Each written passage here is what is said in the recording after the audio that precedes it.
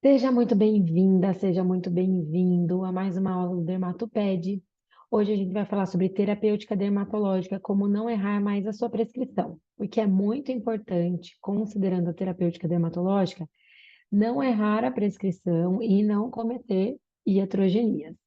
Como que a gente vai fazer isso? Aqui nessa aula, a gente vai focar principalmente nos corticosteroides, nos imunomoduladores, nos agentes de limpeza, nos hidratantes, nos cremes de barreira, protetor solar e repelentes de inseto. É importante salientar que a gente não vai falar sobre toda a terapêutica dermatológica, porque cada terapêutica dermatológica a gente vai discutir com mais aprofundamento quando a gente estiver falando das doenças. Mas esses 7 itens aqui, a gente precisa já ter uma noção para quando a gente for entrar nas particularidades em si. Então, começando com os corticosteroides tópicos ou corticoide tópico. Ele é um agente anti-inflamatório, antiproliferativo e imunossupressor. A gente usa muito na dermatologia para tratar doenças inflamatórias, doenças autoimunes, como dermatite atópica, dermatite de contato, psoríase, vitiligo e várias formas de líquens, por exemplo. Então, qual que é o mecanismo de ação dos corticoides tópicos? Eles suprimem a síntese e a liberação de prostaglandina. Esse é o principal efeito deles. Eles inibem a ativação das células T, eles liberam mediadores anti-inflamatórios, eles modulam a atividade de várias células, como as células endoteliais, os mastócitos, as células de Langerhans, os granulócitos, e eles inibem também a atividade mitótica, tanto das células da epiderme quanto dos fibroblastos. E aí já começa um perigo, que quando eles inibem a ação dos fibroblastos, eles potencializam um possível efeito colateral que é a atrofia da pele. A gente vai falar sobre isso também. Então, quando a gente fala da escolha do corticoide, como que a gente vai escolher um corticoide para um paciente em especial? A gente tem que falar também sobre o veículo. É essencial a gente saber sobre veículos em dermatologia pediátrica, tá? Então, o que que é um veículo? É uma combinação de vários ativos químicos que tem lá dentro, né, do tubinho, para permitir uma melhor entrega, uma melhor espalhabilidade, uma cosmética mais interessante, por exemplo. Muitas vezes, quando a gente mexe no veículo, a gente mexe na potência daquele ativo, a gente mexe na cosmética daquele ativo e, consequentemente, a gente mexe na adesão. Então, se o paciente vai usar, se ele não vai usar, se ele gostou, se ele não gostou daquela cosmética, tá? Quando a gente puxa para veículos mais oleosos, mais em pomadas ou ungüentos, eles acabam sendo mais oclusivos, eles perdem em cosmética, mas eles ganham em potência. Já os cremes, géis e loções, eles perdem em potência, porque eles não são tão oclusivos, mas eles ganham em cosmética e espalhabilidade. Algumas vezes eles ajudam até a secar as lesões mais exudativas. Então, vamos entrar em cada veículo em especial. As pomadas, elas evitam a perda transepidérmica de água por formar mesmo aquela película, eles evitam a perda de água transepidérmica. São super interessantes em áreas mais ressecadas, cotovelos, joelhos, em regiões mais liquenificadas. Então, às vezes, num quadro mais longo, que já tem um espessamento da pele, uma liquenificação, as pomadas podem ser super bem indicadas. Geralmente são formulações que ganham em potência e a cosmética acaba sendo um pouquinho mais oleosa, tá? Os cremes perdem em potência com relação às pomadas, mas eles ganham muito na cosmética. Às vezes são aqueles cremes que você aplica na pele, eles até somem, né? Formam uma película invisível.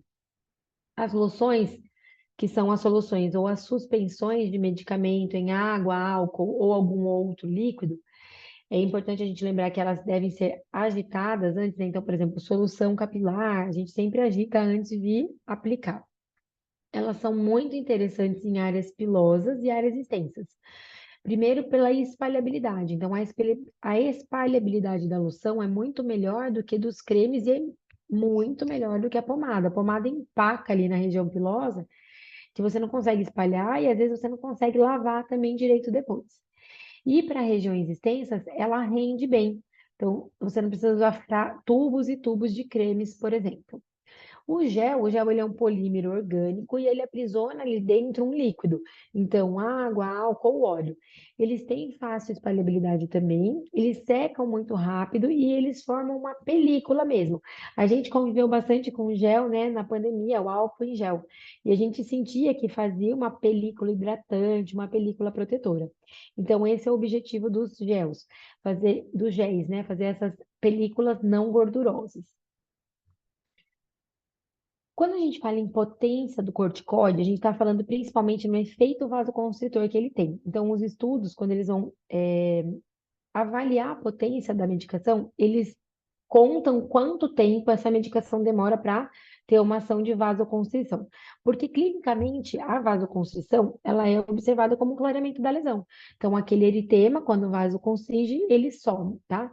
Então a gente considera isso como um efeito anti-inflamatório do corticoide. Então, falando em potência, a gente vai tem várias formas na literatura de classificar a potência, a gente vai classificar aqui em muito alta, alta, média, média baixa e baixa. Então, a gente tem algumas formas de classificar, aqui a gente vai escolher essa. Muito alta potência. Clobetasol, nome comercial Psorex, alobetazol, nome comercial Alobex, dipropionato de betametasona em pomada ou diprozônia, um dos nomes comerciais. É importante a gente salientar que a betametasona em si é o princípio ativo, mas ela pode vir na forma de vários sais, tá? Um deles é o dipropionato de betametasona. Quando a gente estava falando do veículo, a gente comentou que a pomada, por ser mais oclusiva, ela aumenta a potência do ativo.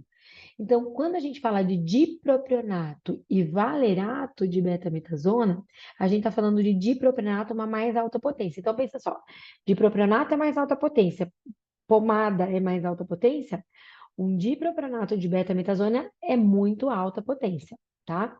E o que seria uma alta potência? Um dipropionato em creme ou um valerato em pomada, tá? Então veja a diferença, por exemplo, de potência que a gente pode ter de um dipropionato de betametasona em pomada para um valerato de betametasona em creme. Então, é uma diferença importante de potência, sendo que às vezes na cabeça, automaticamente a gente pensa, uma betametasona. E essa diferença de potência pode potencializar os efeitos colaterais, por exemplo. Ou o contrário, o paciente está usando um valerato de betametasona em creme e não está melhorando, não é porque ele não responde à betametasona, mas talvez ele não responda àquele produto que escolheu. Às vezes, um dipropionato de betametasona em pomada, ele já vai responder melhor. A gente não precisaria nem trocar a classe. Por exemplo, para um clobetasol, um alobetazol. Média potência, a gente vai falar principalmente de mometasona, nomes comerciais Topzon, Emilix, fluticasona, Flutivate e o valerato de betametasona em creme. Triancinolona pomada também, que é um Silon A, hora base. Média baixa potência, dexametasona, que é o que tem no SUS disponível. Metilprednisolona, que é o Advantan, Desonida, que é o Adnos. E baixa, geralmente a hidrocortisona, que também tem no SUS. Nome comercial é o Cortigen, o Belizon está cada vez mais difícil de encontrar. Se fosse para eu falar para vocês levarem um slide sobre corticoide, eu ia falar para vocês levarem esse para a vida, tá? Por quê? Porque em se tratando de dermatologia pediátrica, esse aqui vai ser o nosso feijão com arroz, tá? Alta potência e muito alta potência, pode ser que a gente use um dia num adolescente, na palma e na planta, num couro cabeludo, numa lesão muito crônica. Mas o básico que a gente vai ver sempre é isso aqui: média, média baixa e baixa. Então, guardar esses nomes aqui, a gente já vai ter um bom entendimento do assunto. E sobre as associações, né? O dermatologista, ele costuma julgar muito as associações, tá? No geral, a gente não gosta de associação. Por quê? Por alguns motivos, tá? Primeiro, porque é um tiro de canhão numa formiguinha. Então, vai estar. As associações, às vezes, geralmente, elas têm corticoide e um antibiótico, ou corticoide, um antibiótico e um antifúngico. Às vezes, corticoide, dois antibióticos e um antifúngico. Então, assim, você não sabe nem o que você está tratando.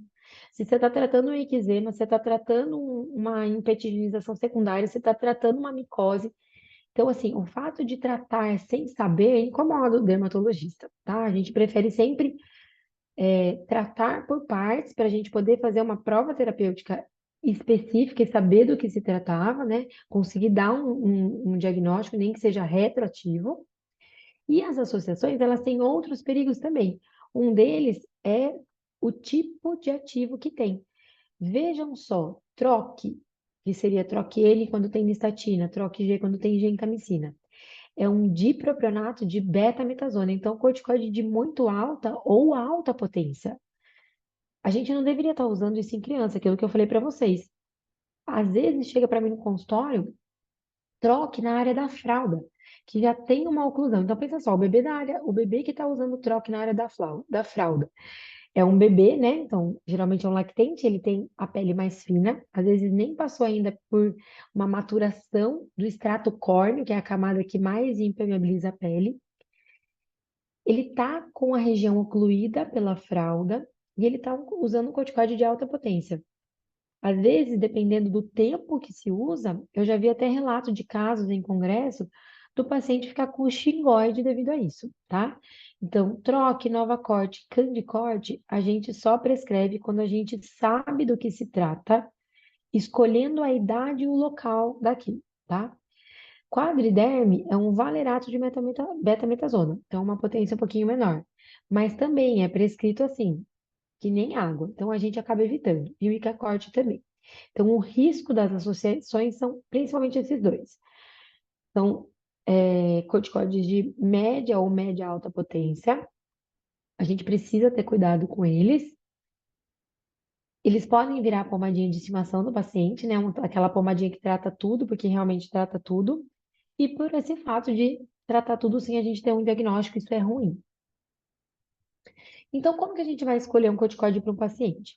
A gente vai levar em consideração principalmente essas três questões: idade do paciente, localização da lesão e gravidade da lesão.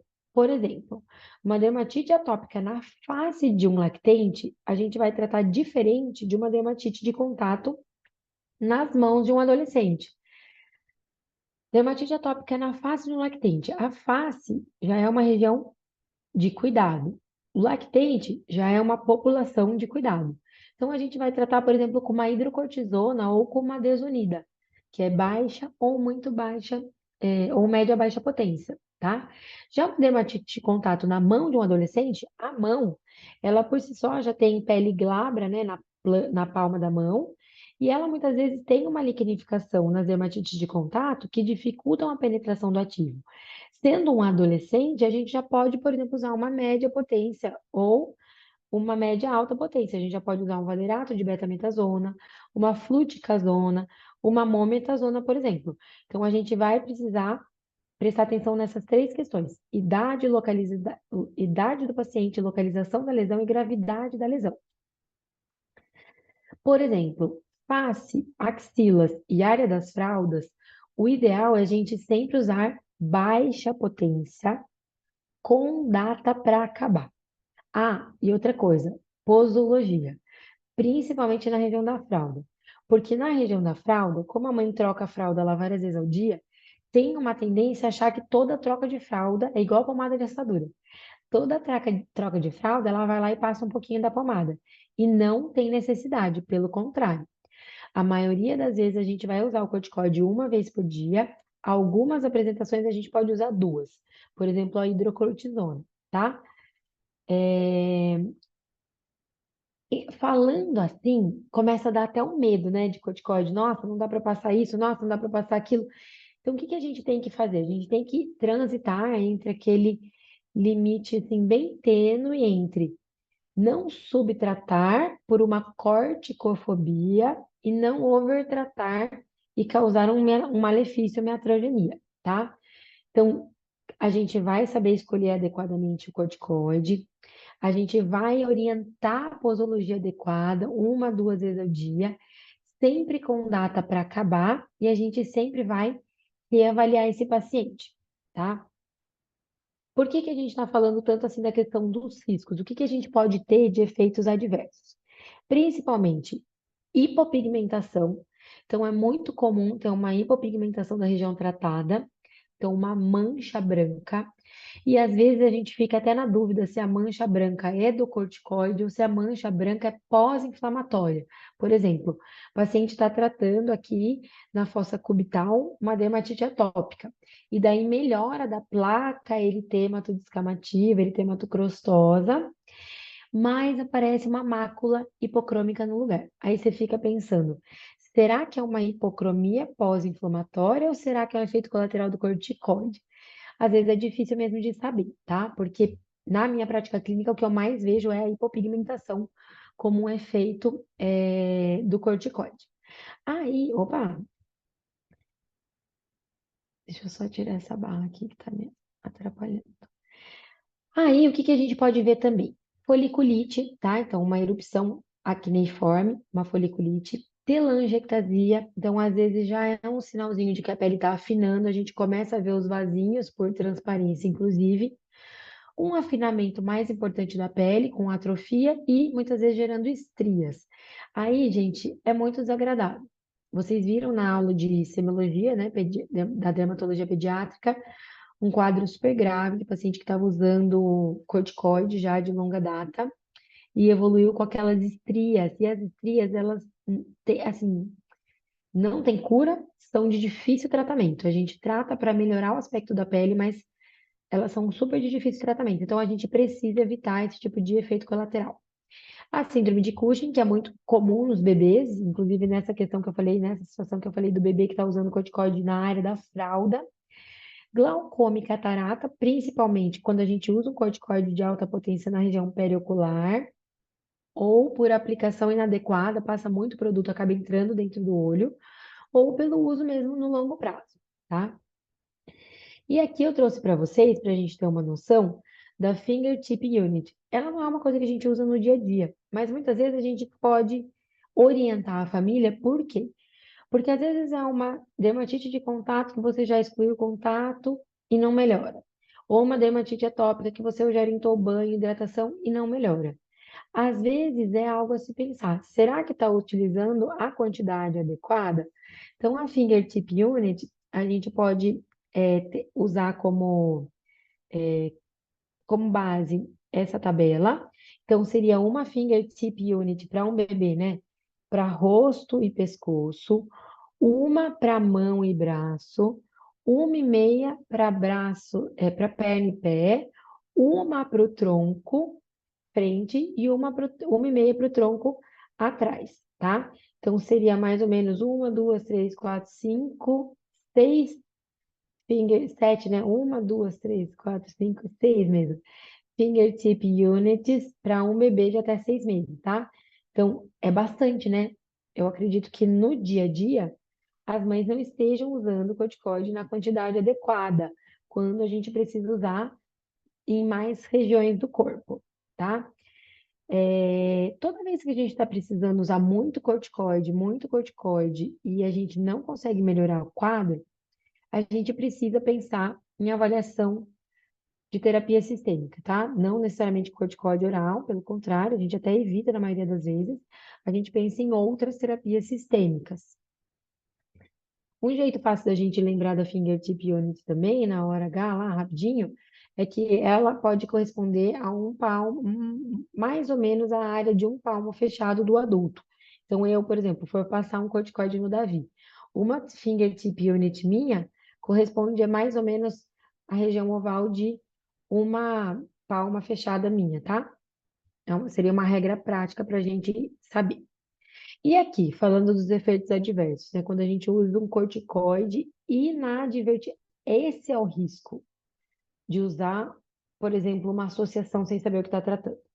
Para mim, o mais importante para a gente evitar iatrogenia e evitar efeitos adversos graves, não é você saber o que você está tratando e regular o corticoide. Vou dar um exemplo. Você sabe que o paciente tem dermatite atópica, mas você fica tratando ali com uma hidrocortisona, ai, tô com medo de aumentar, ai, será que eu aumento?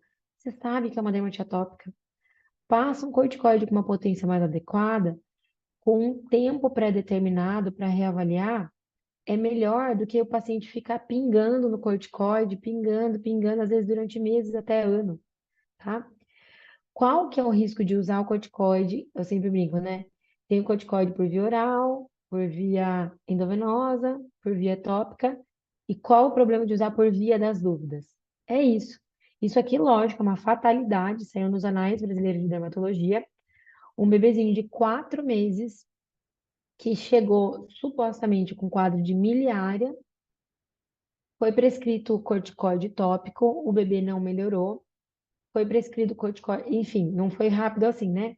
Ele não melhorou, trocaram daí por uma associação, ele não melhorou, entraram com antibiótico, ele não melhorou, entraram com corticoide oral, ele não melhorou. Nunca ninguém olhou para a mãe dele, que estava com lesão de pele, uma garota de 16 anos, e esse bebê finalmente chegou, no pronto atendimento séptico. E infelizmente veio a óbito aos 4 meses de idade, provavelmente devido à imunossupressão, pelo longo prazo do uso de corticoide, tanto tópico quanto oral, porque daí, nesse caso, ele já estava usando corticoide oral para essa coceira intratável, e ninguém chegou a suspeitar de escabiose para ele, só esse último serviço que admitiu nessa internação que ele veio a óbito. Aqui é a biópsia, tem inclusive o parasita, né, o ácaro aqui, e daí a gente fica pensando, né? Esse é o risco da gente não conhecer as lesões de pele. Esse é o risco da gente não saber exatamente o que a gente está tratando. Então, uma imunossupressão num bebê que provavelmente fez com que ele não conseguisse responder bem a essa infecção secundária e por sepsis ele teve essa parada cardíaca. Não é o comum, tá? Mas é uma coisa que a gente quer que nem aconteça. Não seja comum, inclusive nem aconteça. Então, quais são as dicas para a vida prática que a gente vai levar? Primeiro, lembrem daquele slide de média, média baixa e baixa potência, tá? Na dúvida, tenham dois produtos para você ficar craque na prática clínica. Um de média e um de baixa, por exemplo. Fluticasona e hidrocortisona. Um você passa mais para criança, um pouquinho maior para adolescente, outro você passa para bebê e para região de face, genital e axila. Mometasona e dozonida, para mim, na minha prática clínica, funciona muito. Eu sou fã de Topizon e de Adnos, mas eu trabalho bem também com fluticasona quando precisa trocar e com Advantan. Cotigen também. São os cinco que eu trabalho mais, tá? Mas assim, se eu pudesse falar para você, escolha dois, quem está no SUS, dexametasona e hidrocortisona. Quem está no consultório particular, eu gosto muito do Topizon e do Adnos, por exemplo. Uma lesão mais grave, para você não perder a mão de corticoide, escolhe lá entre o Topizon escolhe lá entre a mometasona, a fluticasona que você vai usar, ou a hidrocortisona e a desonida. Pode começar 2 vezes por dia, por uma semana. Melhorou a gravidade, diminui a posologia. Vai para uma vez ao dia por uma semana ou duas. Sempre reavalia. Coloca lá na receita. Usar 2 vezes por dia por 2 meses, 2 semanas e sempre reavalia. Não deixa usar, virar a pomadinha de estimação do paciente, tá? Então, sempre reavalia, orienta, ó, essa pomadinha não é para ficar usando por conta, essa pomadinha é para usar só com orientação médica, certo? Passando agora para os imunomoduladores tópicos, que para mim são os grandes poupadores de corticoide, tá? Eles têm uma ação por potencializar a ação orgânica do sistema imunológico, então eles induzem a liberação de interleucinas, mas eles têm uma potência anti-inflamatória abaixo dos corticoides, eles são um pouquinho mais lentos na sua ação anti-inflamatória. Então, via de regra, para uma lesão aguda, eles não costumam ir bem como carro-chefe, tá? Como que eles costumam ir bem? Como terapia proativa, quando a gente já, como manutenção, tá? Quando a gente já melhorou o quadro agudo. Como rodízio, quando a gente quer entrar com corticoide de mais alta potência, mas a gente não quer deixar ele contínuo. Então, a gente pode rodiziar. Exemplo, vitiligo. A maioria dos guidelines fala que o vitiligo a gente precisa tratar com um corticoide de mais alta potência. Então, você pegou, por exemplo, um adolescente com vitiligo, às vezes na região da mão, que é uma região que é difícil de responder. Não vai dar para entrar com a mometasona. Não vai. Muitas vezes você vai ter que entrar com clobetasol, com alobetazol, com uma betametasona, mas para você não deixar contínuo, você pode fazer esquema de rodízio com o imunomodulador. 20 dias de beta, 10 dias de imunomodulador, 20 dias de beta, isso faz diminuir o risco dos efeitos colaterais, tá? Então, torna o seu tratamento mais seguro.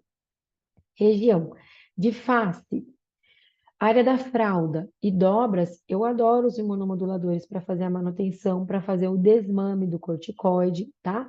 Mas, como eu disse, para um quadro agudo, eles costumam ser lentos e, às vezes, no consultório, isso causa uma insatisfação dos cuidadores, tá? Ah, a pomada não está adiantando, o tratamento não está dando certo.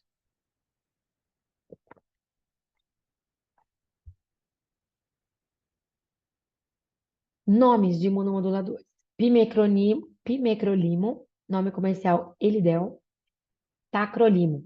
Nomes comerciais, agora tem vários tacrolimos: Tafic, Protopic, Atobax e Tacross. Particularmente, não vejo muita diferença entre eles, tá? Até preciso dar uma olhada na literatura se tem algum artigo mais comparativo, assim, head to head. Se eu achar, eu deixo para vocês no nosso drive. Na minha prática clínica, eu uso todos e gosto de todos. Confesso que às vezes eu até oriento o paciente a comprar o que está mais barato, porque o imunomodulador não costuma ser uma droga barata. Na bula, ele está para maiores de 2 anos o de 0,03% e para maiores de 16 anos o de 0,1%. Para mim, isso é uma coisa que dificulta a aplicabilidade na prática. Por quê? Mãe lê bula, a gente sabe disso. E daí é difícil, às vezes, você explicar que a medicação é segura, nananana. Às vezes ela nem fala para você que ela ficou com receio de utilizar, ela volta no retorno simplesmente sem ter utilizado, e daí às vezes você perde o retorno porque ela não tratou. Então eu costumo seguir a bula. Eu sei que tem colegas que não seguem e que não têm tantos riscos com relação a isso, mas é uma opção minha seguir a bula. Posologia dos imunomoduladores tópicos. Uma vez por dia, e um efeito adverso desagradável que ele pode ter é uma queimação. Essa queimação, ardência, logo após a aplicação, o próprio fabricante costuma orientar que a gente guarde na geladeira. Então, esse geladinho dá um contraponto com essa queimação e costuma melhorar esse efeito colateral, tá? Lugares assim que eu sempre priorizo o imunomodulador, principalmente nos tratamentos de manutenção: face, genital e axila, tá? Agora vamos para os cosméticos de uso infantil. Gente, aqui a gente vai elevar nosso nível de prescrição dermatológica, tá? Então vocês vão ver que a gente vai sair do comum, a gente vai pensar fora da caixa mesmo. Por quê?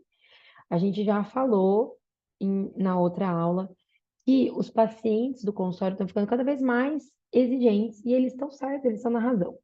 Então, hoje em dia, a informação está muito difundida, tanto na internet, Dr. Google, quanto nas redes sociais. Então, os pacientes já sabem, às vezes, sobre disruptores endócrinos. Vem falando, esse dia teve um pai, numa consulta, que veio me perguntar. Tava as duas crianças, um menino e uma menina, passando em consulta de rotina, a mãe e o pai veio me perguntar: doutora, eu vi no Instagram sobre disruptores endócrinos. Aí a mãe, já deu aquela olhada para cima assim, lá vem ele. E assim, a gente precisa saber, a gente precisa estudar o mínimo para ter a nossa opinião, nem que a gente não fique jogando pro vento a nossa opinião, mas a gente precisa ter opinião de algumas coisas para a gente poder levar conhecimento para os nossos pacientes também, tá? Então, eu confesso que eu tenho evitado muitos ativos na minha prescrição dermatológica, pensando nisso, em potenciais efeitos de disruptores endócrinos, potenciais efeitos de carcinogênicos no longo prazo. Algumas famílias já vêm até questionando com relação à toxicidade ambiental, e a gente não precisa pautar nossa prescrição diária nisso, mas a gente precisa conhecer pelo menos o básico disso, tá? Então, realmente, a nossa prescrição aqui vai ficar fora da caixa, praticamente no curso todo, tá? A gente vai pensar diferente, a gente vai discutir isso. Para a gente começar a abrir nossos olhos com relação a isso, o que que a gente tem que evitar? O que que a gente deveria evitar nos cosméticos infantis? O perfume, tá? O perfume ele é polêmico, a gente não precisa evitar a todo custo, mas eu costumo evitar bastante nos bebês. Bebê quanto? Com certeza recém-nascido, preferencialmente até 6 meses, idealmente até um ano. Depois disso, eu acho que pode ser uma escolha, tá? Perfume ativo, assim, colônia, eu não costumo recomendar para criança, até porque quem tem filho sabe que o cheiro mais gostoso é o cheiro de filho, gente. Não tem cheirinho mais gostoso. Não precisa passar perfume em criança. Mas as coisas vêm com perfume, né? As coisas vêm com fragrância, o sabonete, o shampoo, o condicionador, enfim. Por que que o perfume é polêmico?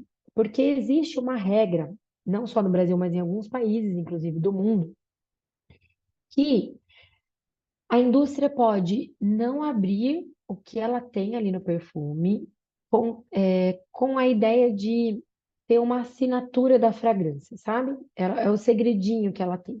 A minha fragrância é assim, então eu não abro ela para ninguém, então essa fragrância é só minha. Só que nisso vão ativos para formar essa fragrância. E muitas vezes esses ativos estão nesses questionamentos que eu falei, disruptores endócrinos, carcinogênese. Então, assim, idealmente nos bebês menores a gente evita perfume por causa disso. Tem algumas fórmulas que abrem a fragrância. A Johnson recentemente começou a abrir a fragrância deles, da linha básica deles, sabe aquela linha laranjinha? Isso é bom, porque a gente consegue escolher se a gente gosta, se a gente não gosta, se a gente quer, se a gente não quer esses ativos, tá? A questão da escolha dos ativos, eu acho, como eu falei, eu acho que a gente tem que conhecer. O meu caminho hoje em dia é uma tendência mais a evitar as coisas que já têm embasamento científico, mas eu sigo um caminho mais do meio também. Tem gente que só pela suspeita já não prescreve várias coisas, acaba limitando bastante a nossa prescrição. Parabenos, eles já têm vários estudos mostrando questões relacionadas com disruptores endócrinos e possivelmente carcinogênese no longo prazo. Formol é carcinogênico, formaldeído e liberadores de formol, metilismo e metilcloro, tiazolinona são conservantes mais antigos de cosméticos que causam muita alergia e irritabilidade, né? Já estão até presentes nos testes de contato. E qual que é a questão do teste de contato na infância? É muito difícil fazer, é muito difícil de padronizar o teste de contato na criança. Às vezes até por uma limitação física. A criança no teste de contato, não sei se vocês lembram, a gente coloca aquelas moedinhas nas costas, né, os fin chambers, com as substâncias que a gente tem, as principais substâncias que a gente tem contato no dia a dia. Quando a gente cola nas costas, às vezes 30 substâncias, nas costas de um adulto usa as costas inteiras. Eu fiz esse teste. Então é difícil você fazer uma mini costinhas, né? Fora que você não pode molhar, transpirar. Como você vai fazer para a criança não molhar, não transpirar? É difícil, tá? Então muitas vezes a criança tem alergia a esses dois ativos, tá? Mas a gente não sabe. Por quê? Porque não faz o teste de contato. Então são substâncias que eu já evito na minha prática clínica. Triclosan, que é um antisséptico, que já está tão falado que agora ele já está até sendo evitado. Fitalatos, que também são disruptores endócrinos. Oxibenzona e octinoxato, que são dois filtros solares que em vários países já foram proibidos. No Brasil, eles ainda não foram completamente proibidos, mas a maioria dos grandes laboratórios já não coloca nas formulações. Então, vamos entrar na prescrição efetiva dos agentes de limpeza. Eu coloquei aqui agentes de limpeza, por quê?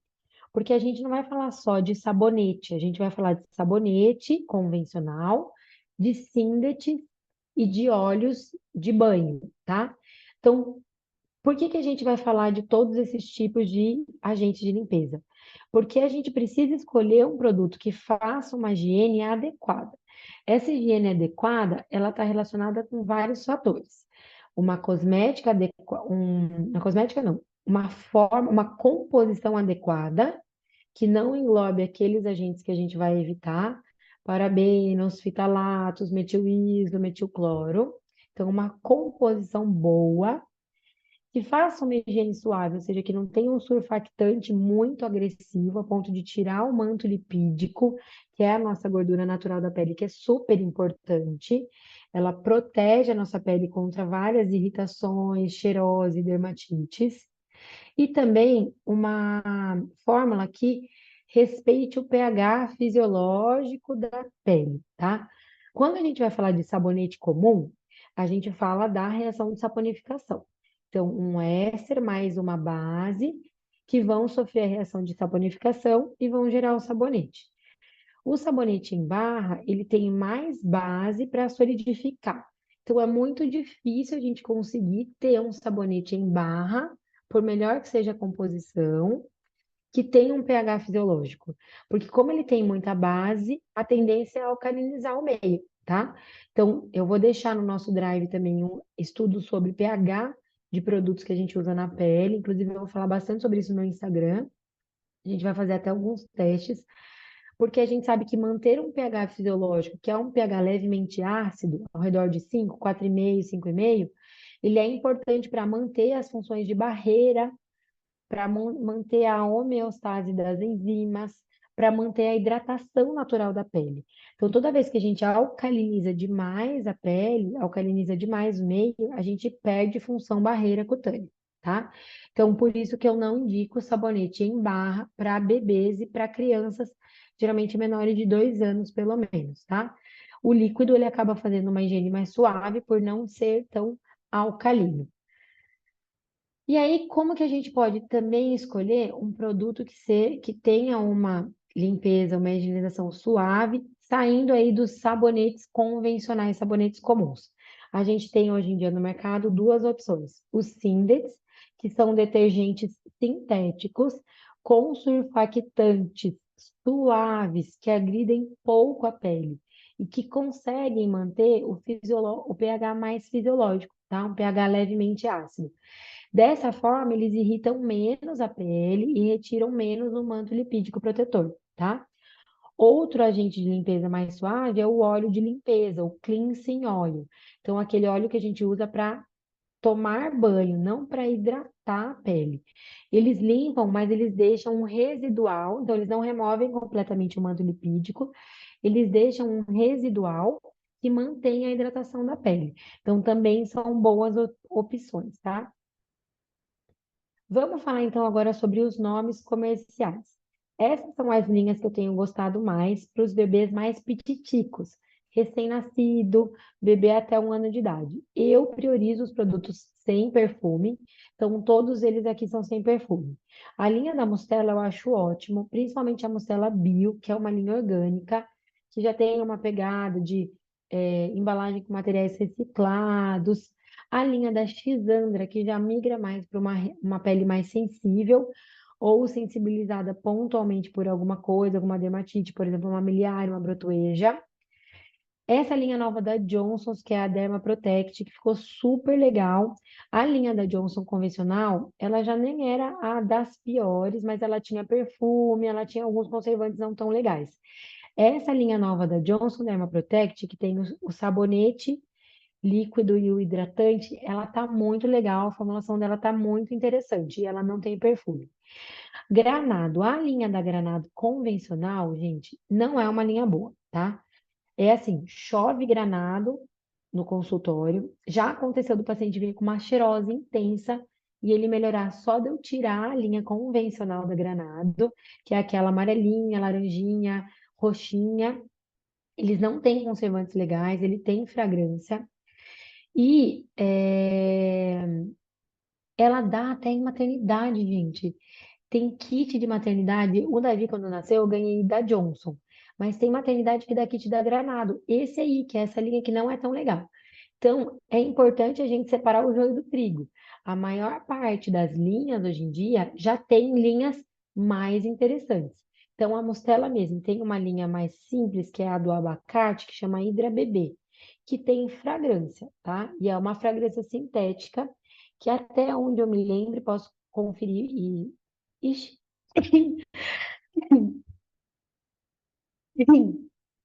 Desculpa, gente. A aula aqui é sem corte, tá? Eu gosto assim de aula do jeito que a gente é. Quem falou saúde aí, obrigada, tá? Então, a Mustela, ela tem a linha Hydra Bebê, que tem uma fragrância sintética, que até onde eu me lembro, eu posso conferir isso e mando para vocês nos materiais complementares. Eles não abrem a fragrância. E daí já cai naquela questão do perfume, meu Deus, o que que pode ter, o que que não tem. De qualquer forma, eu evito nos bebês piquititicos essa linha da Hydra Bebê. Eu prefiro da Mustela linha Bio, que eu acho excelente, inclusive foi a que eu usei no Davi. A Granado já fez a mesma coisa. Ela tem uma linha nova. Ela não tirou a linha convencional, que é essa linha que não é legal, mas ela pôs uma linha nova toda branca que chama Dermocalmante para peles sensíveis. E aí, quase tudo dessa linha é legal, tá? Tirando, por exemplo, o talco, eles têm talco em pó ainda, que pelo amor de Deus, né? A gente já sabe que não é indicado, que tem o risco de aspiração, mas enfim, a linha Granado Dermocalmante para agente de limpeza é muito legal. Natura Mamãe e Bebê. A sem fragrância, a fórmula é muito legal também, tá? Mas a com fragrância cai na mesma coisa daquela questão da fragrância que não é aberta, a gente não sabe o que que tem. Ai, mas a mãe quer usar um perfuminho no bebê, o bebê já tem 6 meses, um ano. Pode usar um sabonete com cheirinho? Pode. Aí a gente vai escolher mais pelos ativos, pela composição. Eu dou uma preferência a usar, por exemplo, linhas que têm uma fragrância de origem natural. Por exemplo, vem dos óleos essenciais. Dois exemplos que eu gosto muito, também já usei no Davi, é a Veleda, a linha de calêndula ou a linha da Foquinha, a gente vai ver aqui as embalagens, e toda a linha da Verde Natural, ela tem fragrância por causa dos óleos essenciais. A Mustela Hydra Bebê, como eu falei, a linha da Mustela é uma linha interessante, mas essa tem uma fragrância sintética. A linha convencional da Dove e a linha convencional da Johnson, principalmente por questões de poder aquisitivo, tá? Um paciente que não vai conseguir investir num produto mais caro, eu acho que essas linhas, para quem não tem dermatite, estão ok para o dia a dia. Vamos ver a carinha deles agora, então. Essa é a linha da Derma Protect, tá bom? Aqui é o hidratante e aqui é o sabonete líquido. Aqui é o sabonete cremoso dermocalmante da linha nova da Granado. E aqui é o gel lavante da Mostela, que eu amo de paixão e uso no Davi, tá? Ele é mais um Sindet mesmo, por isso que ele chama gel lavante, ele não chama sabonete. E ele não faz muita espuma, mas tudo bem, porque eu já estou super acostumada. Inclusive, é importante falar para os pais que Sindet de limpeza e óleo de banho geralmente não faz muita espuma e tá tudo bem. A gente tem culturalmente essa questão da limpeza, da espuma e do esfrega e a bucha. Não precisa, né, gente? Principalmente o bebezinho que fica no colo, que nem suja, não precisa de espuma, não precisa de bucha, ninguém precisa de bucha, né? Nem a gente. Agentes de limpeza para pele mais sensível. A linha da Xandra, é essa linha aqui da Mustela, que é essa que tem essa frutinha vermelha, que é uma fruta que tem vários ativos calmantes. A linha da Stella Topia e essa linha que vocês vão conhecer, que é do abacate, que é a Hydra Bebê. Percebam que a Mustela, ela mudou a embalagem do Stella Topper. Por quê? É recente isso. Porque a Mustela, ela sempre veio com uma pegada infantil. Mas agora eles vão começar a focar também a linha Stella Topper para adultos com atopia, né? Porque a gente tem cada vez mais adultos com esse diagnóstico de atopia. E aí eles repaginaram que é para não ficar muito infantil. Então, ela tem na composição o óleo de girassol. Percebam que eles têm na embalagem o desenho do principal ativo. Da pele sensível é a xandra, da Stella Top é o girassol e da Hydra Bebê é o abacate. Mas eles tiraram o girassol que é para não ficar infantilizado, mas ainda continua com a mesma fórmula. Agente de limpeza com cheirinho. Esses dois da Veleda eu adoro. Esse aqui da Foca, os dois são dois em um, tá? Corpo e cabelo. E esse aqui que é o gel douche do Atoderm, que tem um cheirinho também. Óleos de banho. O que que a gente vai falar sobre óleo de banho? Eu gosto muito para os pacientes com pele sensível, os pacientes atópicos, mas eu tenho uma crítica muito forte a fazer para o laboratório. Todos têm perfume. Gente, se a gente está partindo do pressuposto que esse paciente tem pele sensível, não dava para ninguém fazer um óleo de banho sem perfume. Eu fiquei pensando depois, será que o óleo ele tem um cheiro estranho, ranço, alguma coisa? porque não tem nenhum óleo de banho sem perfume. E daí a gente já cai naquela questão de quem tem teste de contato positivo para perfume, perfume mix, já não pode usar. Com relação à composição, segue essa ordem aqui a minha preferência. Os meus preferidos são Atoderme, Lipicare e CeraVe. Mas Eucerin e Gin são interessantes também, mas os que têm a composição mais ó, chuchu, são esses três. A carinha deles, então o Atoderme de 1 litro, ele tem um custo-benefício muito melhor por ml. Cleansing Oil também tem um potão grandão, não é 1 litro, mas tem tipo 400 ml, se não me engano. Esse da CeraVe, Eucerin e da IG. E de cuidados com os cabelos, o que que a gente pode falar?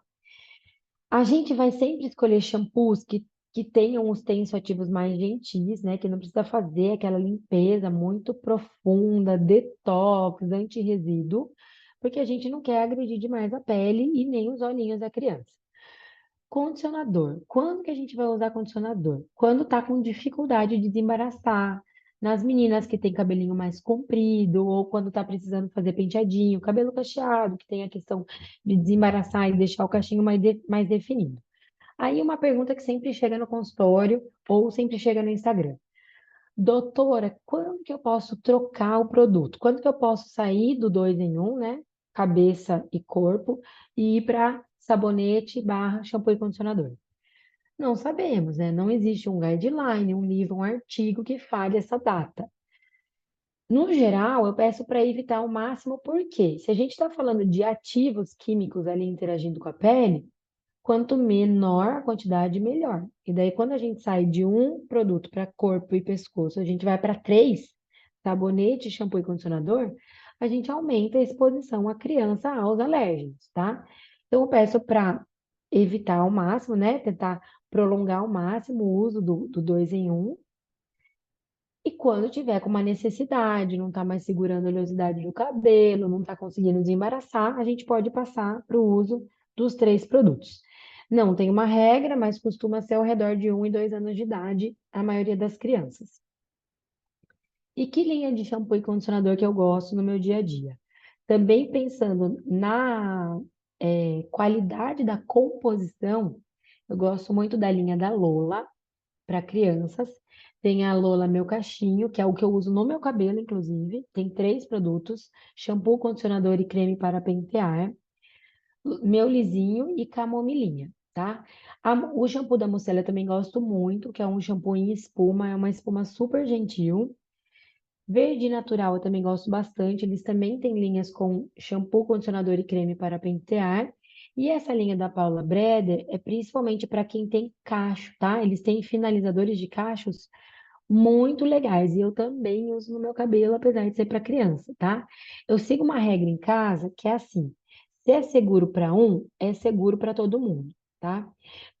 Quanto mais eu estudo prescrição dermatológica, mais eu percebo que a gente evita uns veneninhos na criança, no bebê, mas daí a gente vai lá e desova nos adultos, né? Conforme a gente vai estudando a questão, né, de carcinogênese, de ingredientes questionáveis, a gente vai pensando, fala, poxa, mas você não pode usar no bebê? Por que que a gente usa diariamente na nossa pele? Então, eu tenho mudado a minha prescrição até para adultos, depois que eu comecei a estudar mais a questão dos ingredientes e da fórmula, né, nas formulações. Então, essa linha da Paula Breder, para quem tem cachinho, é ótima. E eu uso, inclusive, em mim. Então, vamos ver a carinha deles? Verde natural, shampoo, creme para pentear e condicionador. Esse aqui é o espuma em mousse, né? Em espuma da Mostela. Eu gosto muito para usar também no recém-nascido, quando tá com a crosta láctea. Aí eu associo o Stella Care, que é o creme de tratamento, aplica à noite e no dia seguinte de manhã lava com esse shampoozinho de recém-nascido que, ao meu ver, é ótimo.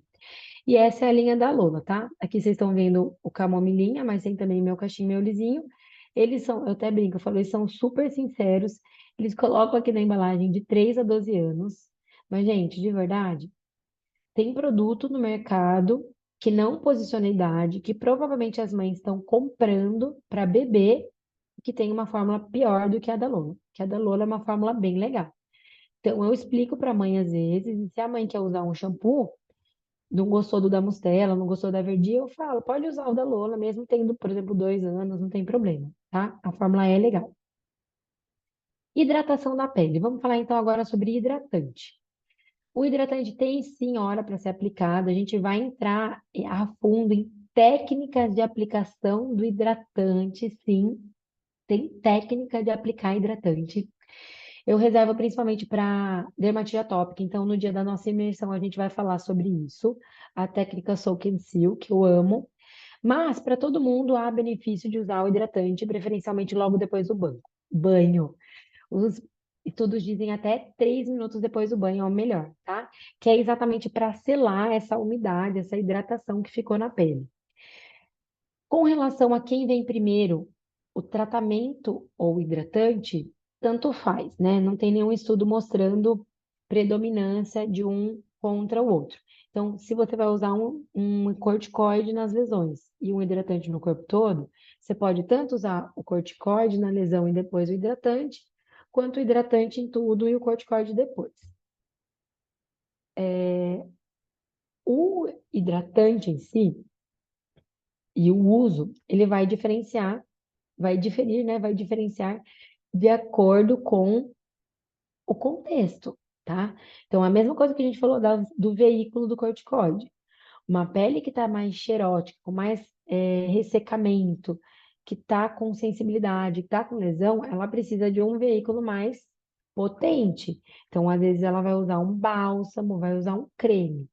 Uma pele que não tem nenhuma dermatite, uma pele normal, ela pode tranquilamente usar um gel creme, usar uma loção, tá? Quem não tem doença de pele, tem benefício de hidratar? A meu ver, tem, tá? Mas eu sei como que é a corrida, a vida da mãe. Às vezes a gente não consegue nem escovar o próprio dente, né? No puerpério, imagina hidratar a pele da criança. Então, na medida do possível, eu peço para colocar o hidratante quando puder, quando couber na rotina, mas eu até deixo em aberto para usar dia sim, dia não, usar 2 vezes na semana, tá? É importante a gente saber que nem todo hidratante tem estudo a partir do primeiro dia da primeira semana do primeiro mês de vida.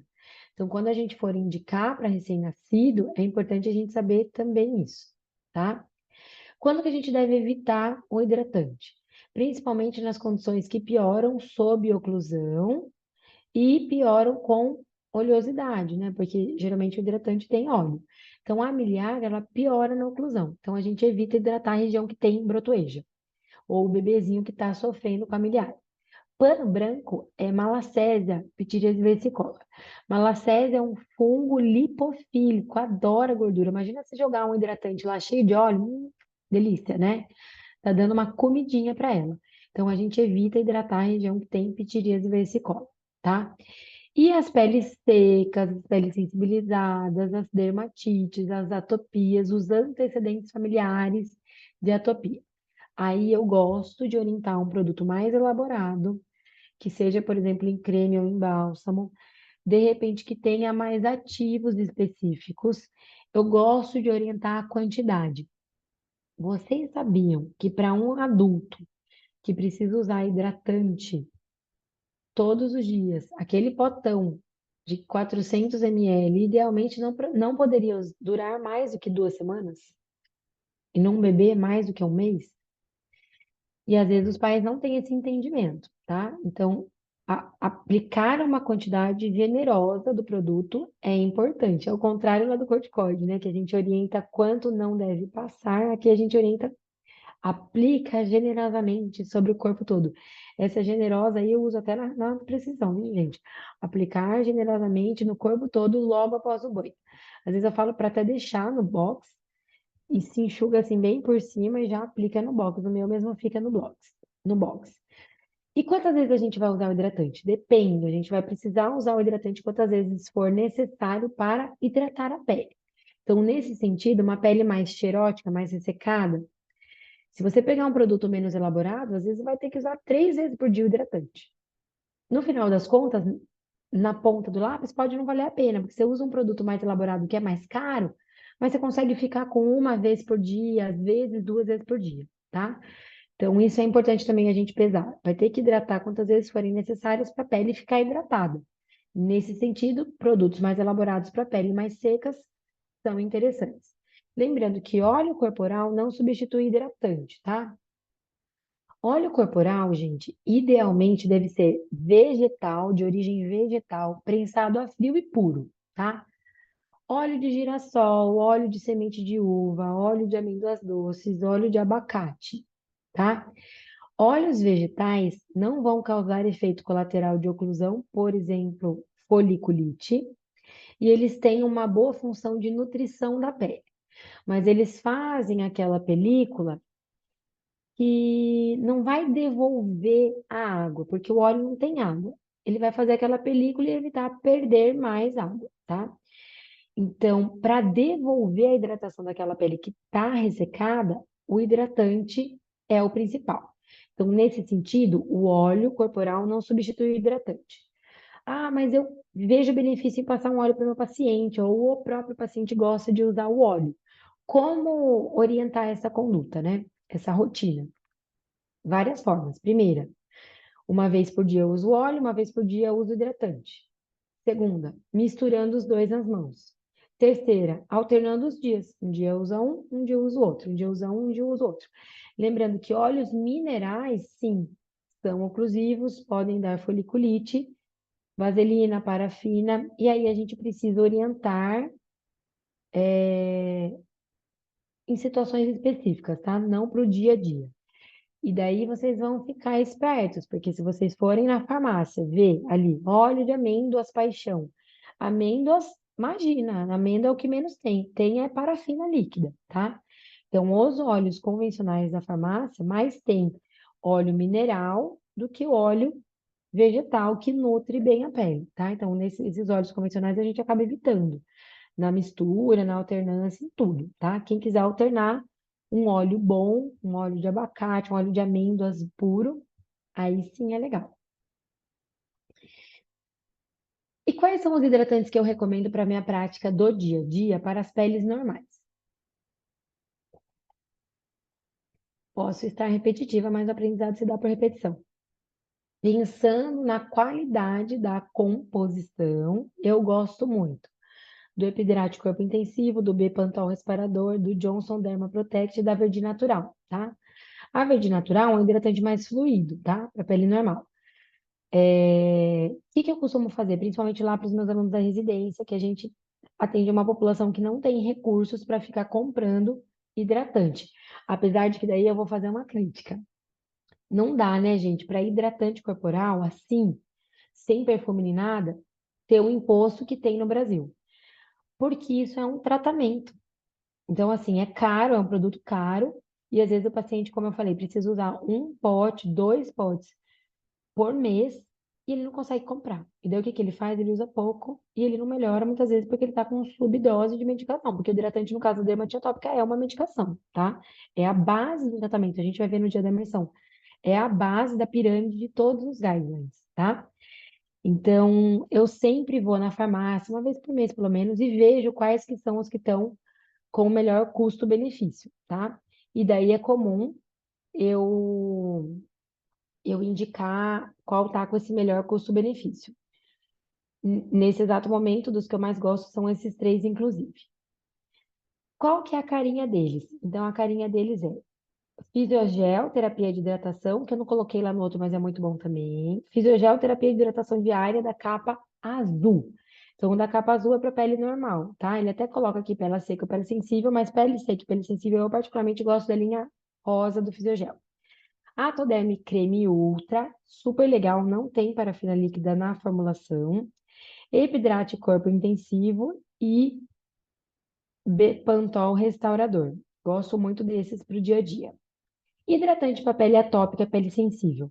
Aí a gente vai escolher um produto mais elaborado, tá? Então, o Atoderme Intensive Gel Creme é o meu preferido. Fisiogel aí Bálsamo. Mustela, a linha da Xandra e da Estela Tópia. Cetaphil Restauradere. A carinha deles. Fisiogel AI, é essa linha rosa. O da Xandra a gente já viu, a frutinha vermelha. O Atoderme Gel Creme e o Stella Tópia. Agora vamos falar um pouquinho sobre cremes de barreira. Então, creme de barreira, como o próprio nome diz, a função dele é fazer uma barreira protetora que está limitando o contato dos agentes irritantes externos com a pele, tá? Quem são os agentes irritantes externos? Principalmente urina, mais ainda as fezes, que tem lá um pH mais alcalino, por ter lipases, proteases e enzimas digestivas no geral, tá? Eu recomendo creme de assadura para todo mundo, creme de barreira para todo mundo? Não, não recomendo, tá? Geralmente eu recomendo quando teve o primeiro episódio de assadura, quando vai para viagens longas ou eventos que você não sabe que hora que você vai conseguir trocar o bebê, que ele pode fazer cocô e você pode não poder trocar na hora.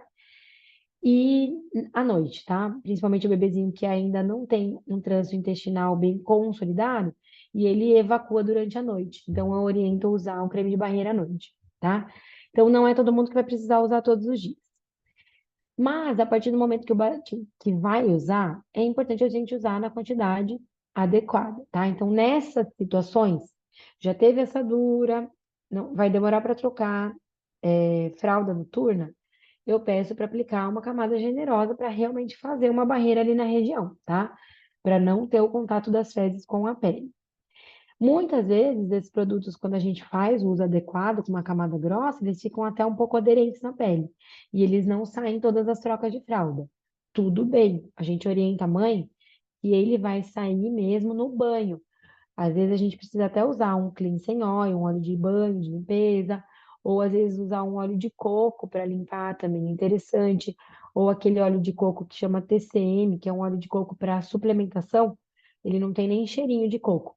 Também é legal porque óleo limpa óleo, tá? Então, como eles são aderentes geralmente pela fase oleosa do creme de barreira, fica mais fácil de remover, tá? Mas na troca de fralda do dia a dia, não precisa remover tudo, até porque vai ficar atritando demais a pele do bebê, vai machucar. Então, na troca do dia a dia, limpa ali o xixi e só reaplica um pouco da barreira se tiver perdido a barreira. Mas não precisa limpar 100% em toda a troca, vai ser mais uma vez por dia no banho. Quais são os que eu gosto? Eu gosto muito da Mustela. Gente, vocês viram que eu gosto muito da linha da Mustela, né? Porque realmente a linha da Mustela é interessante. Eu gosto dos dois cremes de barreira da Mustela. Eu gosto muito do da Veleda. O Bepantol Derma e o Bepantol Baby, nesse exato momento que eu tô dando essa aula, eles são de composição igual. Então pode ser qualquer um, tá? Já a linha Bepantris, não. Ele tem o Derma e o dupla proteção. O Derma não tem uma composição tão interessante, eu nem coloquei aqui na aula. O dupla proteção, sim, é bem interessante. Tem essa pomada Buma, que tá agora, que eles falam bastante no Instagram, é uma linha nova, relativamente nova de cosméticos, bem interessante. Eles têm uma pegada assim bem natural. O Hug Pele Sensível de Hipogloss também é um bom custo-benefício para os pacientes que não vão conseguir investir nas acima, mas no geral eu prefiro as de cima, principalmente Mostela e Veleda, tá? Vamos lá. Mostela tem duas linhas. A linha Bio é uma linha um pouquinho mais grossa. Eu gosto mais para quem já está assado, tá? Já a linha da Mostela, 1, 2, 3, é uma linha mais fluida, mais interessante para o dia a dia. Dá para comparar com aquelas linhas da Desitin, sabe? Que tem uma mais grossa e uma menos grossa. Geralmente o Desitin eu troco. Ele tem muita parafina. Às vezes ele tem alguns. Ele tem perfume, gente. Perfume na área ocluída da fralda, não, não, não, não, não. Então eu costumo trocar, tá? Não troco de imediato. Falo, mãe, quando acabar a sua pomadinha lá, a gente troca por essa aqui que tem uma formulação mais interessante. A da Veleda eu gosto muito também, que é essa aqui. E a Hipogloss transparente, como eu falei, para quem não vai conseguir investir no creme de barreira, acaba sendo a melhor da linha Hipogloss. Lembrando que Hipogloss convencional tem até parabeno, gente. Eu espero que eles tenham mudado essa fórmula, ou que eles mudem em breve, né? Que a aula fique desatualizada, mas até pouco tempo tinha até parabeno no hipogloss convencional. Protetor solar. Protetor solar, qual que é a recomendação da fotoproteção em crianças? Então, a recomendação é que bebês de 0 a 6 meses de vida não usem nenhum tipo de protetor solar, tá? Não tem estudos de... esse dia saiu. Protetor solar da linha lá XYZ Permitido desde o nascimento. Nossa, choveu o colega pediatra mandando para mim isso no Instagram. Gente, não tem. E falar bem a verdade para você, hoje em dia eu acredito que não vai ter. Eu duvido que qualquer comitê de ética deixe a gente passar um produto na pele de uma criança, ainda mais de uma linha que já tem sabidamente muitos ativos ruins e cancerígenos, protetor solar, né? A gente vem de histórico de proibição de vários filtros solares, por causa de prejuízos, de malefícios. Eu duvido que algum comitê de ética de algum país fale: ah, tá bom, pode pegar o seu produtinho aí, pode passar aqui na pele da criança e depois você vê o que que dá. Não vai, gente, é difícil demais acontecer uma coisa dessa, tá? Então, eu acredito que a recomendação vai continuar a mesma. Não necessariamente porque o produto é ruim, mas é porque não vai ter estudo, entendeu? É igual muita coisa em gestante, ninguém vai ter coragem de testar. Então, no geral, não, não é no geral, não. A recomendação oficial é que não use protetor solar nas crianças menores de 6 meses. Então, a gente vai precisar usar roupa de proteção UV, evitar o sol de pico, né, das 9 às 16, ficar na sombra e a gente vai poder usar protetor solar a partir de 6 meses de vida. De 6 meses de vida a 2 anos, a preferência é protetor solar do tipo físico. Protetor solar do tipo físico, a gente vai falar melhor na aula da fisiologia de cuidados com a pele normal. Protetor solar do tipo físico é principalmente óxido de zinco e dióxido de titânio. Eles fazem uma opacidade, uma película protetora. Eles refletem a radiação ultravioleta. Eles não penetram na pele e não interagem com a pele como fazem os filtros químicos, tá? Então, eles ganham em segurança. Então, a gente prefere esse tipo de protetor solar para criança por causa disso.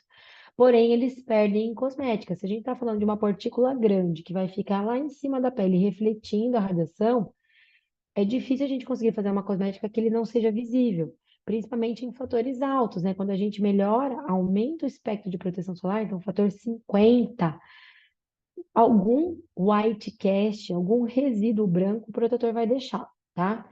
Mas eles são mais seguros. Eu vou falar alguns nomes aqui para vocês. Vou abrir um parênteses, eu atualmente só uso protetor solar físico em mim também, tá? É muito difícil eu usar um protetor solar químico, só uso não, né? Falar, 90% das vezes, no meu dia a dia, no meu rosto, no meu corpo, eu uso protetor solar físico também, tá? E acima dos 2 anos de idade, a gente já pode usar os protetores solares infantis convencionais, ele é bem entre aspas, gente, sabe por quê? Porque os convencionais ainda têm filtros muito ruins aqui no Brasil para as crianças, tá? Então a gente precisa ter esse olhar atento, tá bom? O que que a gente vai prescrever então? Filtro físico, eu gosto. Da Cor, da Verde Natural, da Biokinder, da Brasil, que é o que eu uso em mim. Baby Ganix vem de fora, Pipette vem de fora, BioArt é brasileiro, muito legal. Para adolescente que tem pele oleosa, ele é bem sequinho. E o Ataque é um sólido. Vamos ver algumas carinhas. Esse aqui é da Verdi. Protetor solar da Verdi, ele protege super bem. Eu já levei, a gente foi para Bahia quando o Davi era piquititico, maior do que 6 meses, já dava para usar o protetor. E ele não ficou com um triscadinho de queimadura solar. Gente, eu usei o da Verdi. Ponto negativo, é difícil de espalhar. A espalhabilidade dele é muito difícil. Eu usei a minha esponjinha de maquiagem para espalhar no Davi, tá? Mas protegeu super bem. Brasinco é um bastão, tem incolor e tem com cor. A minha, o que eu tô usando hoje, não, não é, mas ontem foi. Era o Brasinco. O incolor tem uma fórmula ótima para criança. Quando eu fiz essa aula, ele ainda não tinha sido lançado, então ainda não comprei, preciso testar, mas tem um da marca Oli em bastão para criança, que também tem uma fórmula muito legal. Esse aqui da Cor, ele compra pela internet, inclusive tem até na Amazon. Ele é um pouquinho mais caro, mas ele é o que deixa menor white cast, menor resíduo branco dos outros. Eu uso em mim no rosto quando eu quero dar um protetor solar sem cor, tá? Apesar de ele estar escrito aqui corporal, eu uso no rosto, eu acho ele bem sequinho, eu acho ele bem legal. E esse Watá é o sólido, também é uma das opções legais, tá? Toda vez que o protetor solar é sólido, assim, tipo em stick, eu acho legal, às vezes, até para usar no lábio, tá? Porque facilita a aplicação, né? Parece um lip balm, assim, um protetor labial. E os químicos que a gente pode usar a partir de 2 anos? Eu gosto mais do da Mostela, do da Avene e gosto também do da Antares e Nivea Baby Kid Sensitive. Num custo-benefício, para os pacientes que não conseguem investir em produtos mais caros, o da Nivea, sendo esse, tá? Baby and Kid Sensitive, é bem legal. A carinha deles aqui para vocês. Então, os dois da Mostela. Esse stick da Mostela eu acho super legal também para protetor labial, porque ele é incolor e ele tem um cheirinho de coco, tá? Então não fica aquela coisa meio química. E para reaplicação, ela é fenomenal, né, gente? Ficar passando protetor solar durante o dia, assim, com a criança toda suja de areia quando tá na praia é difícil, tá? Esse da Avene eu gosto bastante também. A facilidade dele é que é o único em spray. O da Antellius e o Baby Kid Sensitive, que é da Nivea. Bora falar de repelente de insetos. Os repelentes de insetos, a gente está falando muito. Nesse exato momento que eu estou gravando a aula, a gente está num boom de dengue, mais de 2 milhões de casos, muitas crianças acometidas. Então, a gente passou daquele know-how lá de proteger por causa que é picada, por causa do prurigo, porque incomoda, enfim, porque fica marcado, fica bolinha, porque tem alergia. Não, a gente está falando de risco de vida, tá? Então, precisa usar um repelente de inseto. Como que o repelente de inseto funciona? No inseto, ele dá uma embaralhada lá no sistema olfativo do inseto, e no nosso corpo, ele faz uma nuvem de evaporação. Pensando nisso, não é interessante usar o protetor solar na região que a gente vai cobrir com roupa, tá? Protetor solar é bom, né? Repelente. Não é interessante a gente usar repelente de inseto na região que a gente vai cobrir com roupa, tá? Onde a gente usa o repelente? Na região que está desnuda, exposta, e por cima da roupa, se for o caso, tem até algum produto mais específico eu vou mostrar para vocês, tá? Tem alguns médicos, colegas que não gostam de aplicar no rosto. Eu gosto, gente. Meu, o mosquito adora picar o rosto da criança. O mosquito, ele tem o sistema olfativo um pouquinho mais aguçado para uns cheirinhos mais doces. Às vezes até por isso que a criança, costuma ser um alvo. São questões de feromônio mesmo. E a criança, às vezes, ela tá melecada de coisinha doce, de comida, de fruta. Então, eu gosto de passar no rosto, tá bom? A única coisa é que eu não vou passar em spray, né, no rosto, eu vou passar na minha mão, eu vou passar no rostinho do bebê. Apesar de que, pensando nessa segurança, os produtos para bebês, hoje em dia, eles já não vêm em spray, eles vêm em bisnaga. Os produtos para adulto vêm em spray para facilitar, mas o para bebê não vem, que é até para você evitar ir lá, dar um spray na cara da criança, pelo amor de Deus, né? Na mão eu acabo evitando, tá? Não só no bebê que leva a mão na boca, mas na criança que come com a boca. Então, uma criança maiorzinha, mas que tá ali brincando, vai pegar uma bolacha, eu não passo repelente na mão da criança, tá? E nunca, jamais deixo a criança aplicar o repelente sozinha, nem que ela seja muito espertinha, sabida, inteligente, não. Porque o repelente, gente, é um produto que pode ser deglutido e pode sem querer, ir no olho, pode causar irritações, tá? E quanto à reaplicação do repelente? Se o repelente for aplicado na quantidade correta, idealmente ele não precisa ficar sendo reaplicado durante o dia, tá? E existe uma recomendação de reaplicação de acordo com a idade. Então, preferencialmente, o repelente deve ser utilizado a partir de 6 meses de vida, uma vez por dia. E a partir de 1 ano de idade, 2 vezes por dia. Ah, mas tem produto que fala que pode usar a partir de 2 meses. Sim, tem os produtos que já estão liberados pela Anvisa a partir de 2 a 3 meses de idade. Inclusive, recomendo que a gente use agora nessa época da dengue. Mas o ideal é que no bebezinho menor de 6 meses, a gente evite a exposição a risco mais grave. Não vou levar um bebê para fazer uma trilha em Ilhabela, por exemplo, um bebê de 3, 4 meses, tá? Não precisa, tá bom? Mas a gente já tem mesmo liberação a partir de 2, 3 meses, aí seria uma vez por dia só, tá? Não preciso mais da ação daquele repelente, vou dormir. Coloco o repelente de tomada meia hora antes da criança entrar. Deixa uma frestinha aberta para o mosquito sair. Liga um arzinho condicionado ali na temperatura 23, 24, idealmente menor do que 25, e dou um banho na criança. Tiro o repelente do corpinho dela, deixo só as medidas físicas. Qual que é a parte boa de você colocar um ar-condicionado 23? Você vai ter uma dupla proteção. O ar-condicionado 23 repele o mosquito não fica ativo nessa temperatura, e você coloca uma roupinha de frio para ficar confortável. Então a gente fica mais confortável dormindo numa temperatura mais fria, cobertinho. Daí você coloca uma manga comprida, uma calça comprida, uma meinha. Então a gente vai ter uma barreira física, duas barreiras físicas, o ar-condicionado e a roupinha, tá? É preferível do que passar o repelente à noite. Ah, mas não tem ar-condicionado. Então passa, tá? A gente lida com o que a gente tem. Vou para a praia, preciso aplicar protetor solar também. Quem vem primeiro? O protetor solar, depois o repelente. Ah, mas o repelente a gente só pode aplicar uma vez por dia. O protetor solar tem que reaplicar a cada 3 horas. Pois é.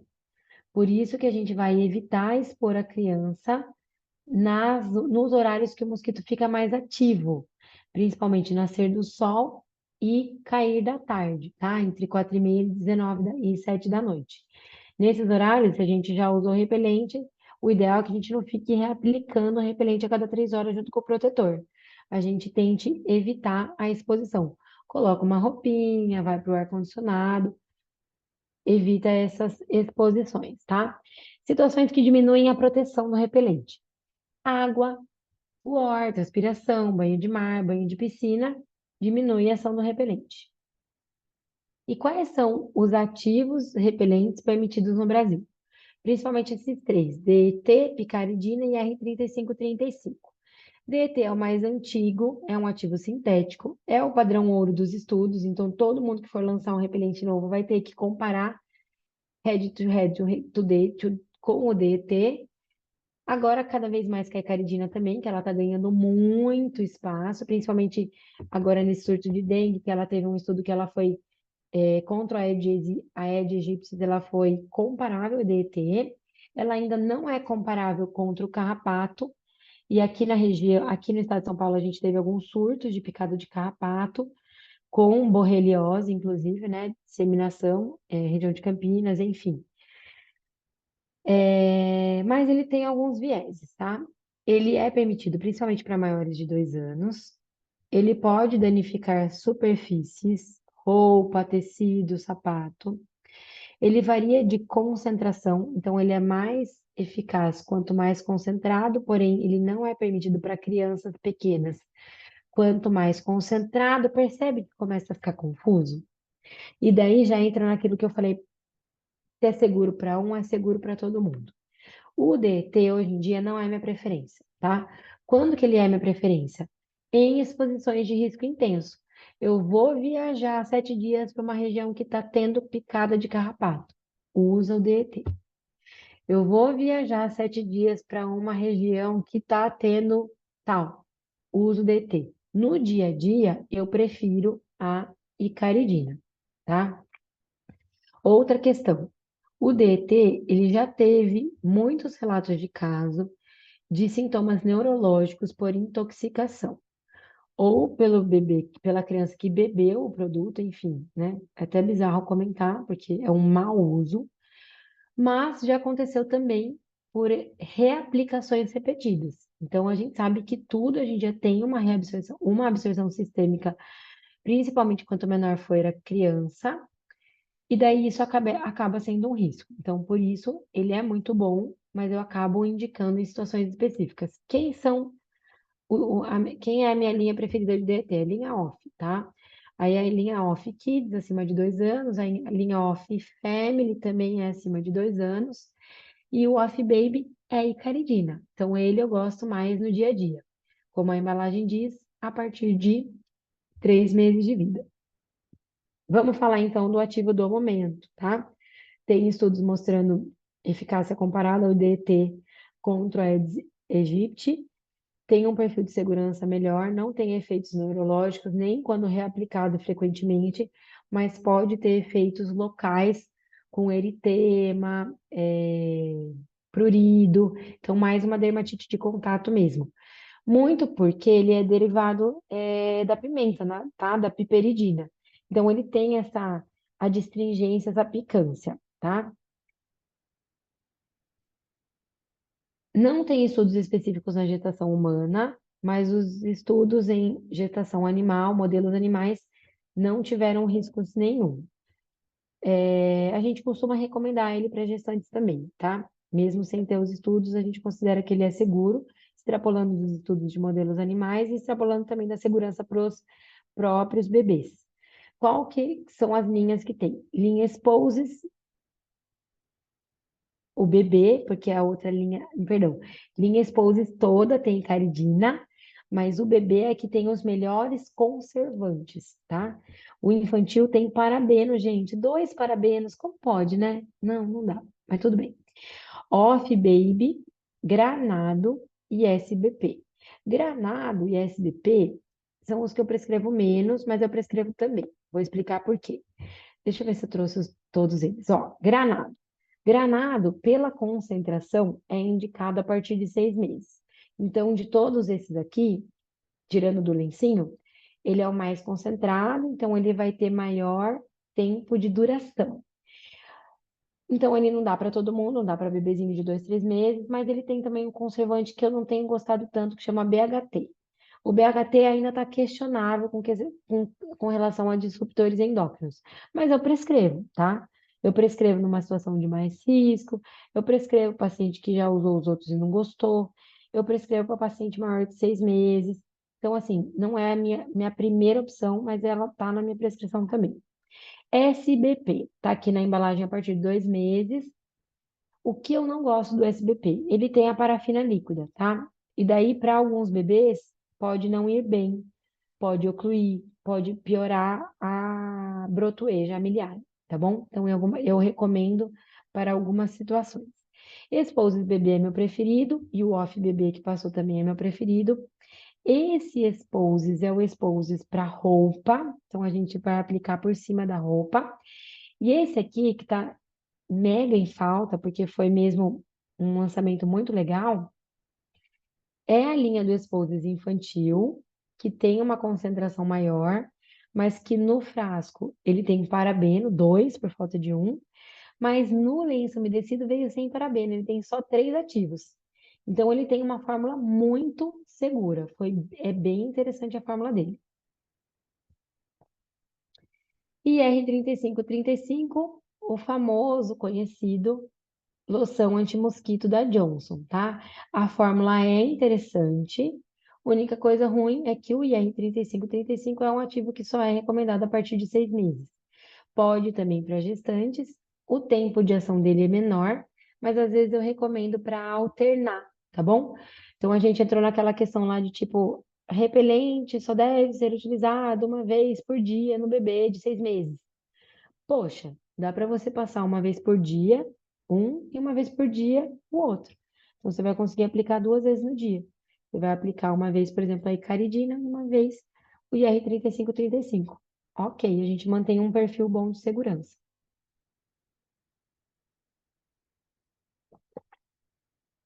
E o que que a gente vai fazer? Para proteger, principalmente aqueles bebezinhos menores de 2 anos que não podem usar repelente, e idealmente proteger todo mundo da casa, né? Colocar um plus na proteção. As medidas de proteção ambiental, tá? Então, eu já falei do repelente de tomada, que idealmente a gente coloca 30 minutos antes do bebê, 30 minutos a 2 horas, eu acho 2 horas muito. Mas 30 minutos antes do bebê entrar no quarto, deixa uma frestinha para o mosquito, ó, vazar. Quando o bebê entra no quarto, você tira e deixa tudo fechadinho, tá? Ar-condicionado, preferencialmente menor do que 25, a temperatura que os mosquitos ficam menos ativos. Mosquiteiros e telas no berço, no carrinho, na janela. Roupas. Roupas são grandes aliados na proteção. Roupas largas e claras, com manga comprida, lógico, né? Então, o Davi aqui em casa tem muito mosquito, porque eu moro num condomínio que tem muita área verde. Às vezes, para não ficar reaplicando protetor, segunda vez, né? Para não ficar, dermatologista adora falar protetor solar. Para não ficar usando repelente nele várias vezes, o que que eu fazia? De manhã, que tem um pico de ação dos mosquitos, eu não queria usar, para deixar para ele usar na escolinha, que eu sei que eles ficam mais abertos ali no jardim também. Eu deixava ele de roupinha, porque de manhã aqui, como é uma área verde, é bem fresco, não tá muito calor. Então ele sempre tava de calça e manga comprida. E dificilmente ele tomava picada nesses dias, tá? Então a roupa é uma boa proteção. Teve uma vez que eu fui uma viagem, fui para a Amazônia, e lá eles dão, né, um guia para a gente levar os produtos e para a gente entender como que funciona a coisa. E daí eles falaram, e depois eu estava estudando para falar sobre repelente, eu também tinha visto, a roupa escura, ela é mais atrativa para o mosquito. Então era nítido quem não tinha lido o guia. Era muito engraçado, porque a pessoa estava de roupa escura e era uma nuvem de mosquito em torno dela. Então, roupas claras, largas e de manga e perna comprida, tá bom? O que que a gente deve evitar, que são os atrativos para o mosquito? Então, o mosquito ele tem mesmo mais atrativos por cheirinhos. Cheirinhos gostosos para gente, muitas vezes são cheirinhos gostosos para eles também. Então, cheirinho de criança, cheirinho de perfume, às vezes cheirinho de lesão de pele. Então, evitar expor a lesão de dermatite atópica, lesão de dermatite, de psoríase, por exemplo. E evitar a exposição no nascer e no cair da tarde, nascer do dia e cair da tarde. Mensagem final dessa aula. Na pele das crianças, principalmente nos bebês, menos é mais. A gente vai ver na aula de cuidados com a pele normal do bebê que o cuidado minimalista é muito bom, gente. Ele economiza tempo da vida da mãe e economiza exposições nocivas para o bebê e para a criança.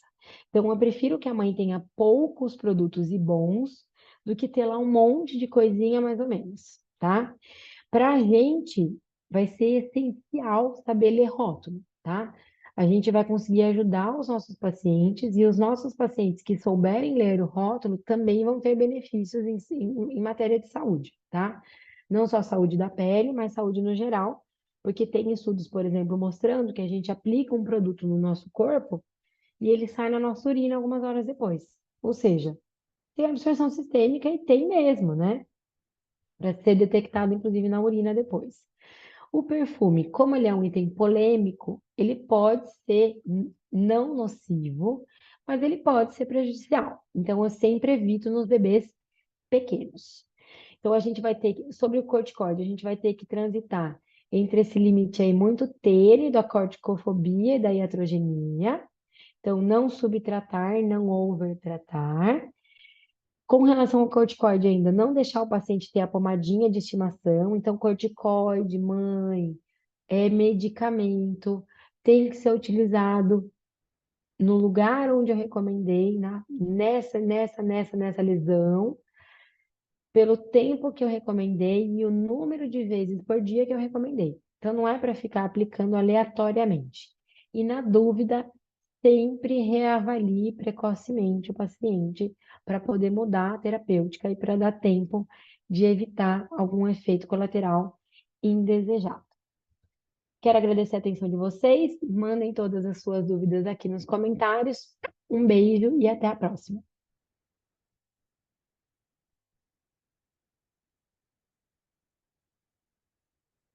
A pessoa não está conseguindo parar a gravação. Consegui.